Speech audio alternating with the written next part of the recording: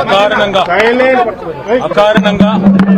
అసభ్యంగా చాలా హీనాతిహీనమైన ప్రవర్తనతో ఈరోజు ముఖ్యమంత్రి రేవంత్ రెడ్డి గారు మా ఆడబిడ్డలిద్దరిని నా పాటికి నేను పెద్దగా విమర్శ చేయకుండా పద్ధతిగా వారిని సంబోధిస్తూ ప్రభుత్వానికి సూచనలిస్తూ మాట్లాడుతుంటే మా అక్కలు కూడా కనీసం డిస్టర్బెన్స్ కానీ కనీసం ఒక కామెంట్ కూడా చేయలేదు.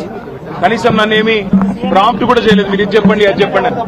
అట్లాంటిది ఈరోజు అకారణంగా ఎందుకు నోరు బారేసుకున్నాడో తెలియదు కానీ చాలా అసభ్యంగా హీనాతిహీనంగా ఏ నాయకుడు కాదు ఏ మనిషి కూడా మాట్లాడనంత అసభ్యంగా మీ అక్కలను నమ్ముకుంటే ఇక్కడ నన్ను ముంచిండ్రు మమ్మల్ని ముంచిండ్రు రేపు నీ బతుకు కూడా జూబ్లీ బస్ స్టాండ్ అవుతుందని మాట్లాడిన నికృష్టమైన మాట ఏదైతే ఉందో తప్పకుండా రేవంత్ రెడ్డి వెంటనే తెలంగాణలోని ఆడబిడ్డలందరికీ క్షమాపణ చెప్పాలి. ఎందుకంటే ఈ అవమానం జరిగింది ఒక సబితక్కకు సునీతక్కకు లక్ష్మక్కకు కాదు.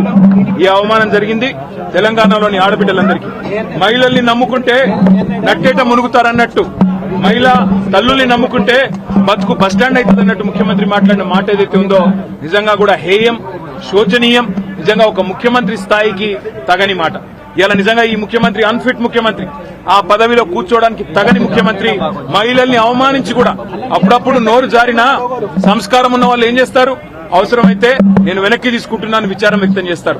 ఇంత అహంకారం ఇంత కండకావరంతో ఈరోజు ఆడబిడ్డల్ని వారిని అవమానించిన ముఖ్యమంత్రికి తప్పకుండా తెలంగాణ ఆడబిడ్డల ఉసురు తాకుతుంది. ఈ వైఖరి మార్చుకో, పద్ధతి మార్చుకో.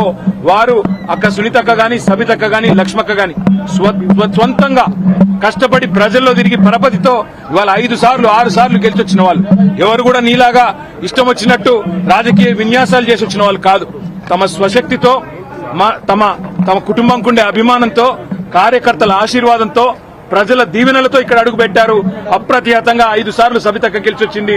సునీతక్క కూడా గతంలో మంత్రిగా పనిచేసినారు. లక్ష్మక్క కూడా జెడ్పీ చైర్మన్ గా శాసనసభ్యురాలుగా పనిచేసింది. అలాంటి మహిళలుగా పట్టుకొని ఇవాళ నోటికొచ్చినట్టు వాగడం అనేది ముఖ్యమంత్రికి తగదు. ఇప్పటికైనా సిగ్గు తెచ్చుకొని బుద్ధి తెచ్చుకొని ముఖ్యమంత్రి బేషరతుగా క్షమాపణ చెప్పాలి. ఇక ముఖ్యమంత్రి ఇట్లున్నాడంటే ఉప ముఖ్యమంత్రి ఏం చక్కగా లేడు. ఆయన వస్తాడు ఏం ముఖం పెట్టుకొని వచ్చిందంటాడు. నేను అడుగుతున్నా, ఏం మొహం పెట్టుకొని నువ్వు వచ్చినావు? నీకేమే మొహం పెట్టుకొని నువ్వు వచ్చినావో మేము కూడా అట్లే వచ్చినాం. ఎంత గుండె ధైర్యం నీకు? ఇవాళ మా ఆడబిడ్డల్ని పట్టుకొని ఏ మొహంతో వచ్చినావని చెప్పడానికి ఉప ముఖ్యమంత్రి నేను అడుగుతా ఉన్నా.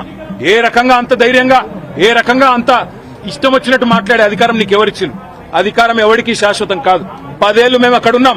మేము ఎప్పుడన్నా అవమానించిన ఆడబిడ్డల్ని తరిక ఎన్నడన్నా ఒక్క రోజన్నా ఎప్పుడన్నా నోరు జారినా వెంటనే విచారం వ్యక్తం చేసినాం. ఇవాళ నేను కూడా ఏదో సందర్భంలో ఏకవచనంతో సంబోధించినానని చెప్పి అవతల నుంచి అభ్యంతరం వస్తే వెంటనే విచారం వ్యక్తం చేసినాం. అది కేసీఆర్ మాకు నేర్పిన సంస్కారం.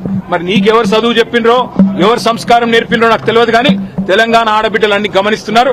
ఇప్పటికే నువ్వు చేసిన మోసాలతో విసిగిపోయి ఉన్నారు. ఇలా మా ఆడబిడ్డలకు జరిగిన అవమానం వాళ్ళిద్దరికి ముగ్గురికి జరిగింది కాదు. ఇది తెలంగాణ ఆడతల్లులకు జరిగిన ఆడబిడ్డలకు జరిగిన అవమానం. వాళ్ళ ఉసురు నీకు ఖచ్చితంగా దాక్తది. సిగ్గు తెచ్చుకో, బుద్ధి తెచ్చుకో, కొద్ది జ్ఞానం తెచ్చుకొని ఇకనైనా క్షమాపణ చెప్పు. చెప్పకపోతే తప్పకుండా దీనికి ఇంత కూడా అనుభవిస్తామని చెప్పి రేవంత్ రెడ్డిని అదేవిధంగా ఉప ముఖ్యమంత్రిని నోటికొచ్చి